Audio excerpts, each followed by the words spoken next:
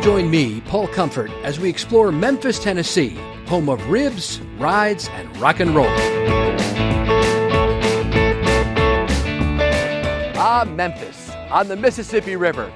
This city, which is the birthplace of rock and roll, is a place where we show you where music and mobility merge together to form beautiful harmony. On today's episode of Transit Unplugged TV, we're going to go with Bacarra Mauldin, the new CEO of the Memphis Area Transit Authority, and show you their old streetcars that have been refurbished from Melbourne, Australia. We're going to take you to the Central Business District and show you how they're redeveloping all around public transportation. And we're going to take you at the end of the show to the World Barbecue Championship, where we're going to compare and contrast all three cities we visited, Austin, Kansas City, and Memphis, and show you how they do the barbecue here in Memphis. All on this episode of Transit Unplugged TV.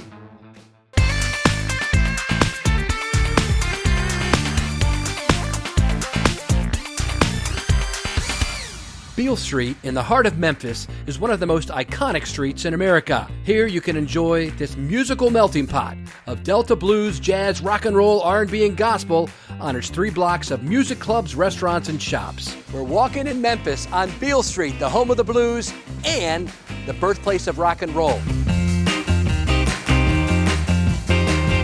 So we're here on Beale Street, where all the music action happens down in Memphis, but we need something. What do you think we need? More cowbell.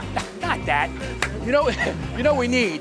We need the iconic drink here, Walk Me Down. You have what? Do you have Walk Me Downs here? All right, bartender, give me 3.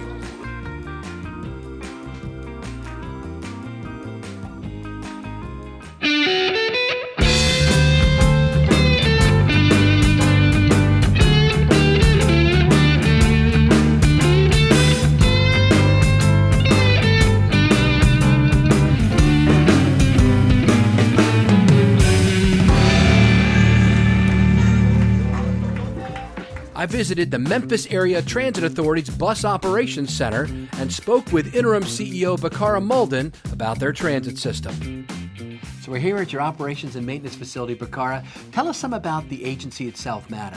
Well, first of all, welcome to MATA. Thank you. We're all about Southern hospitality, and we are so excited to have you here at our Operations and Maintenance Facility. Thank you. Now, Memphis Area Transit Authority, we kind of duke it out with Nashville and about who's the biggest, but you're in Memphis, so we're going to say Memphis is the largest transit authority in the state of Tennessee. There you go. Our service area is about 280 square miles. You probably wouldn't think it would be that large, but it is. And we service that service area with fixed route bus service, of course, but we also have our world famous trolleys. Right now we're operating our Main Street line. Hope you get a chance to ride that while you're here.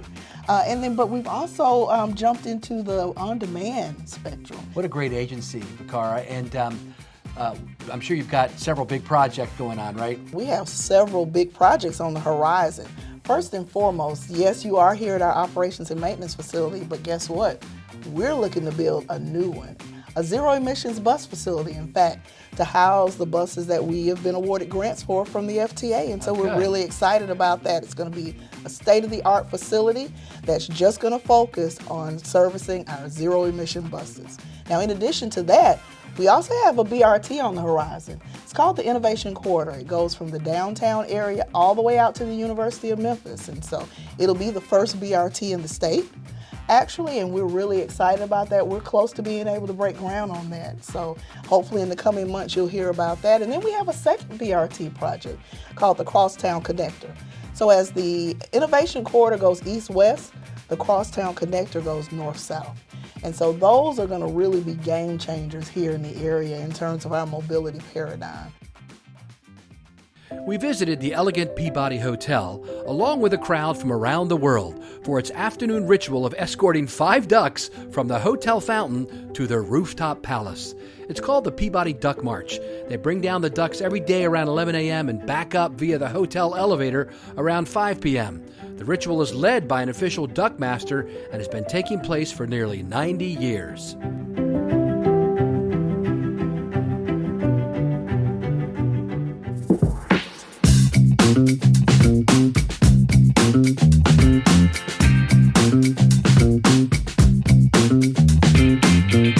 Don, great to be with you outside your administrative offices here in downtown Memphis.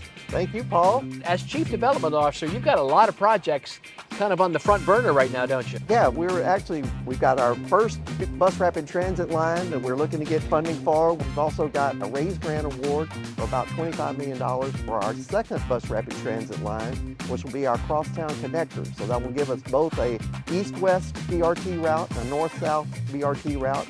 Those will help connect our on-demand services, which we're having very good success with our new Ready service. We got a lot of great stuff happening. So BRT sounds very exciting. Tell me more about that. Yes, this first bus rapid transit line, our Memphis Innovation Corridor, it's over a $100 million project. And it's really, I think, going to be a catalyst for other development along the corridor. It runs along Union Avenue. Next, John and I wanted to visit their Central Station transit-oriented development. But I had one question. How do I get there?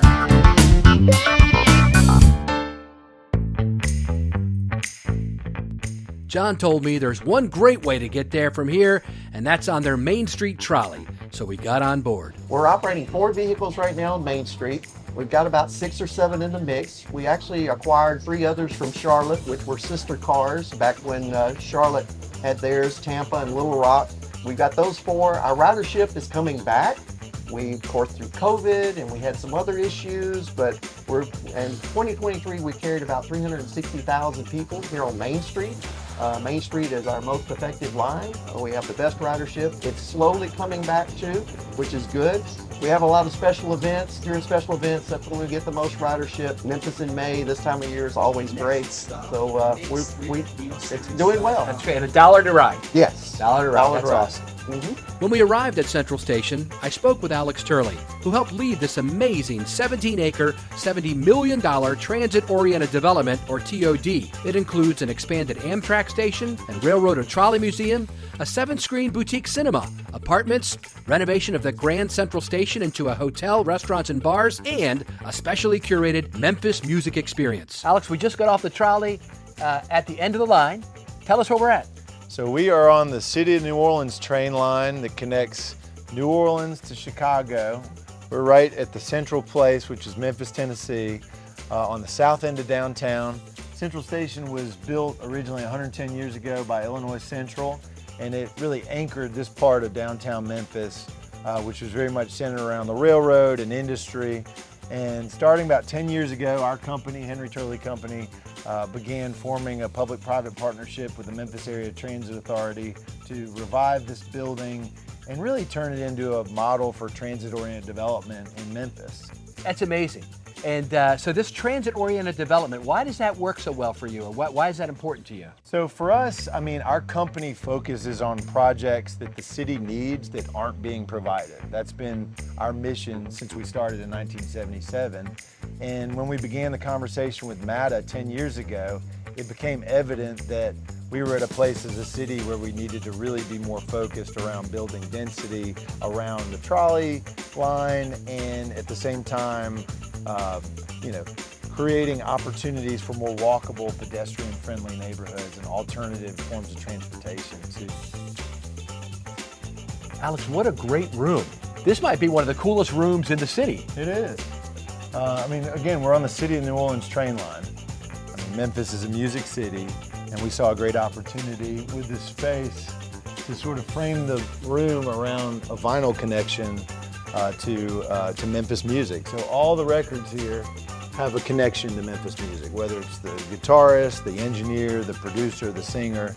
And if you come here on the weekends, you'll experience, I say, the best room in Memphis. It's a real Memphis place, and very eclectic mix of folks just having fun on the weekend. In most cities I visit, I love to try their micromobility, like riding this e-bike or an e-scooter, to tour the waterfront or the whole city.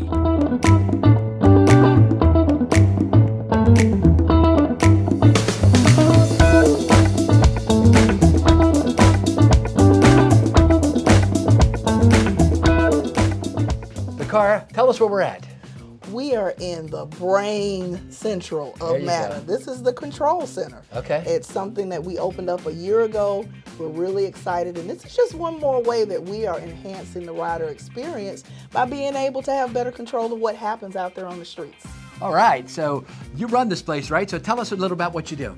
All right, I'm Robert Harris. I'm the Superintendent of Operations and the Command Center here at MATA, and I supervise my 5 Command Center dispatchers as well as the 1 run dispatcher that's on duty. And here in our Command Center, we are the brain of our operation. Here's where we see everything. We operate 6 screens here that we monitor our day-to-day operations.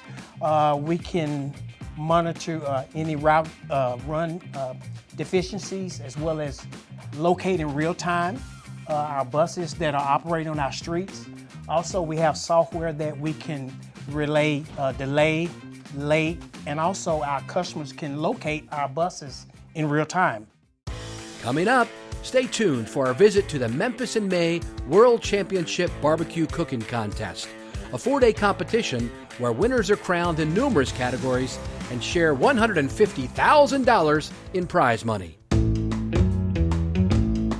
One of the highlights of any visit to Memphis has to be a tour of Sun Studios, known as the birthplace of rock and roll. It's the discovery location of musical legends and genres of the 1950s, from B.B. King and Elvis Presley to Johnny Cash and Jerry Lee Lewis, and from blues and gospel music to country and rock and roll. You'll get to stand and sing like I did in the very same spot that Elvis and Johnny Cash first recorded.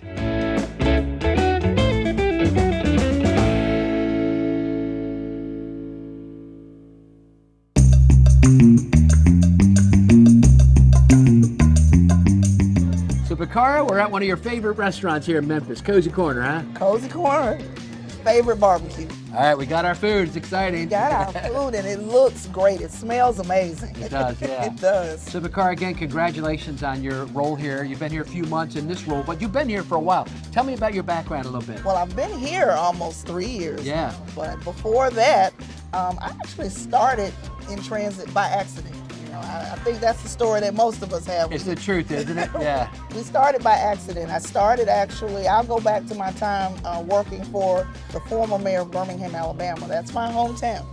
And I was working for that mayor as a grant writer and actually as the chief service officer. But that wasn't enough. Would you believe that wasn't enough? And I looked around and I saw a need in public transit.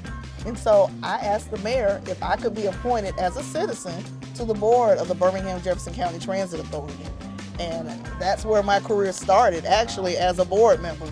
And so I served there. I got involved nationally. That's where we met. I remember we met at the conference. We spoke at some panel together. We did. At an after conference. I got involved all the way up from the board to the executive committee and got to know a lot of people, got a chance to serve. And really from there, my service as a board member, I guess my part-time passion turned into my profession. Brendan, you work with RAPT Dev and one of the big contractors here in the United States and around the world. What's your role here at MATA? I'm RATP Dev's local general manager and the COO for MATA here. Brendan, so I think it's great that we had this little conversation today because a lot of times people don't understand the role that private contractors play really as a resource for public transit agencies, and they bring a whole new set of expertise and experience that's global in nature sometimes. I agree, Paul. So as the representative of RATP Dev, as the general manager, I'm the long-term employee here. I'm part of Bacarra's team, part of the staff, and really kind of wear 2 hats, right? I'm part of the MATA team, but also as RATP Dev, I'm their representative. And I can bring RATP Dev additional resource besides myself, right? Because it's just the one person here in this contract. As you know, many of the contracts are structured different ways, but I'm the conduit to RATP's global network of resource and professionals to be able to bring them in to here into Memphis to help with things. So I can rely on our rail expertise in Europe and DC and other places, Tucson. Back to the MATA Operations and Maintenance Facility, we caught up with her head of fleet maintenance. Avery, we're in your shop here at MATA, but you've got something cool going on right now, which is called Predictive Maintenance. Tell us about that. Well, what predictive maintenance does for us, it just what it said. It predicts breakdowns before they happen. It gives us a warning, a heads up. It creates a work order, and we go off that work order off of a workflow. It saves us a lot of time, maintenance. It's a great product. How does that actually work? I mean, just in general, does it analyze a bunch of data coming in and then say, oh, if it gets to a certain degree, it's going to break down in a half an hour, or what happens? Well, the nuts and bolts of it's kind of like a new form of AI. It hooks into your J1939 and it takes the data points that, hey, this data here is irregular data. And once it notices some irregular data, it'll pinpoint where the irregular data is coming from and say, hey, hypothetically, hey, you're having problems with your DEF. I would tell you to go look at it. You go look at DEF, and sure enough, here you are, you're having a problem with your DEF. That's good. So it's telling you ahead of time before the bus could potentially break down in service, right? That is absolutely correct. You can take a vehicle out of service when you want to versus the vehicle coming out of service when it wants to. That's awesome. Dr. Martin Luther King Jr. was tragically assassinated at the Lorraine Motel in Memphis on April 4th, 1968, just a day after delivering his prophetic "I've been to the mountaintop" speech. Today, the Lorraine Motel is the site of the National Civil Rights Museum, which honors and preserves the legacy of Dr. Martin Luther King Jr. and chronicles the American Civil Rights Movement.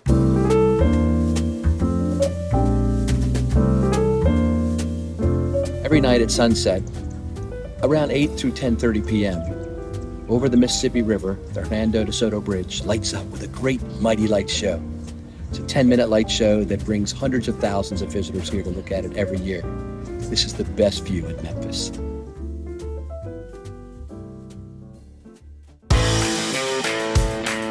Now we finish the three-city barbecue competition between Austin, Kansas City, and Memphis for Transit Unplugged TV Best Barbecue Bragging Rights. Well, Paul, you're at the World Championship Barbecue Cooking Contest. This is the Memphis in May World Championship Barbecue Cooking Contest. This is the 46th edition. So ever since we started in 1978 in downtown Memphis, the World Championship has grown to become the most prestigious pork barbecue cooking contest in the world. Teams from all around the world and all across America come to Memphis, Tennessee to walk the Memphis in May stage where the grand champion is crowned. We're in one of the championship tents. We've got some brisket here, which has just come off the grill, and some pork rib. Let's dig in. We'll try it with different sauces. This is true Memphis barbecue. Right. It's got a vinegar flavor to it. It's soft, tender, sits well on the palate, very nice. Now let's try the pork rib.